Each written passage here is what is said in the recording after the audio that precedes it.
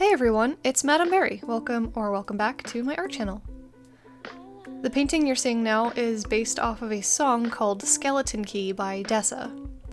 I'm not gonna play the song because I don't want to get muted or anything, but I will have it linked down below. She's one of my favorite artists, go check it out. I don't know why, but this song in particular gives me kind of like an Old South mixed with fantasy western vibe. So I kind of based the costuming and everything off of that.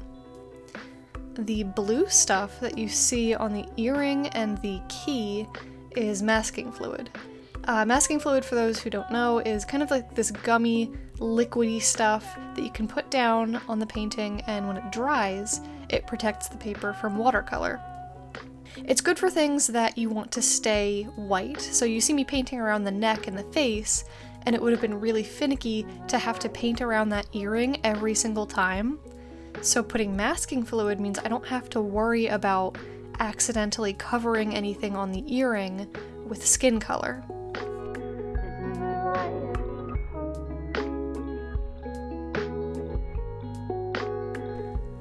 Now, I'm actually allergic to latex, and most masking fluid is made of latex. But I found one brand of masking fluid that isn't latex-based that I can actually use. So I want to share it. It's from Pebeo. I'm not sure how to pronounce the brand because it has accent marks over like every letter. But it's their kids' drawing gum, their children's drawing gum. It looks very similar to their normal masking fluid in the packaging and the blue liquid that's inside, but the difference is that the kids' bottle, the one without latex, has the little fish on it. So if you have a latex allergy, that one is actually a safe product for you to use. Just make sure that you get the kids' version with the fish on it. I'll put a link down in the description to the Amazon listing that I bought mine off of.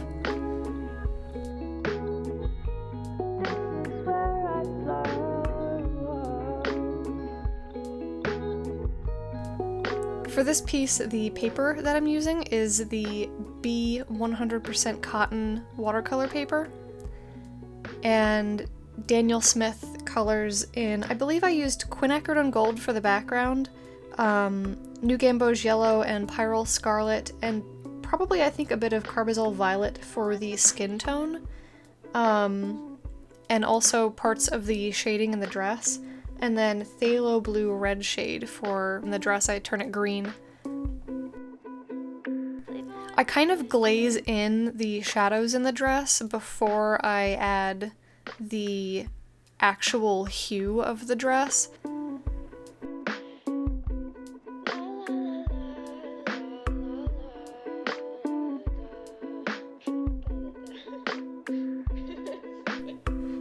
To speak for a second on how I'm putting together my Daniel Smith palette, I've been doing it very slowly, collecting 1 or 2 colors at a time because Daniel Smith colors are pretty expensive. So right now I've got a pretty limited palette. I only have around 9 colors total. And I definitely didn't use all of them during this painting. I know I didn't use Rose of Ultramarine or Moonglow. I got some of these colors in the Art Snacks Build Your Own Box promotion that they had going on a couple months back. It was like this thing where you pick your own art supplies to put into your own Art Snacks box. I think they had overstock or something that they were trying to get rid of, but it was a flat rate of $25 for the whole box. And you know I loaded that thing up with all of the Daniel Smith colors that they were offering to get the most value out of that box that I possibly could.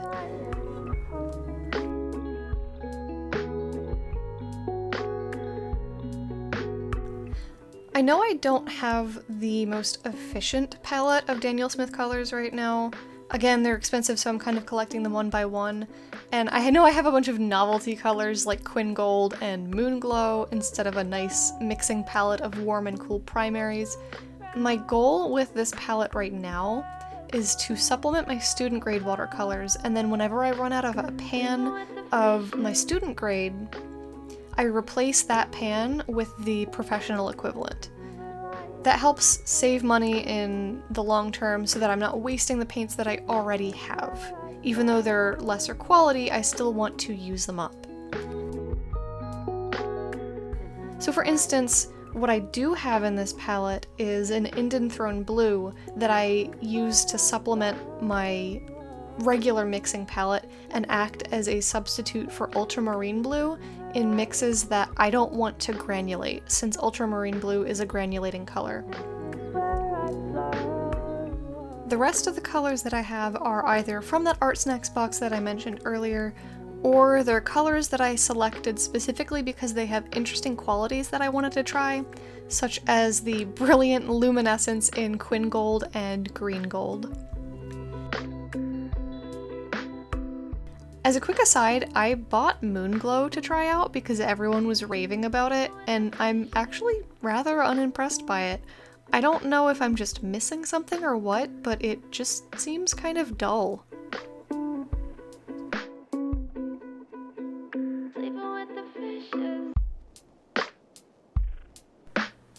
Quick note, I forgot to film the entire last segment of this speed paint, so I had to go and download the stream VOD for the last bit of footage. That's why you're seeing an overlay on this clip. I apologize for that.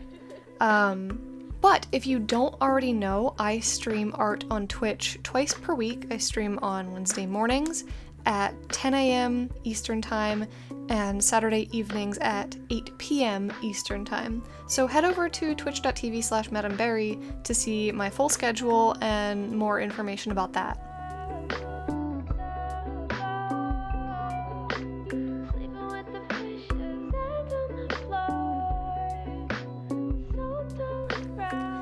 In the last few videos, I mentioned that I'm writing a workbook to help you through times when creating is difficult.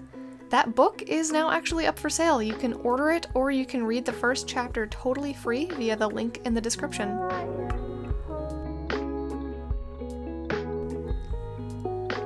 Staying creative and productive has been difficult, now more than ever it seems like.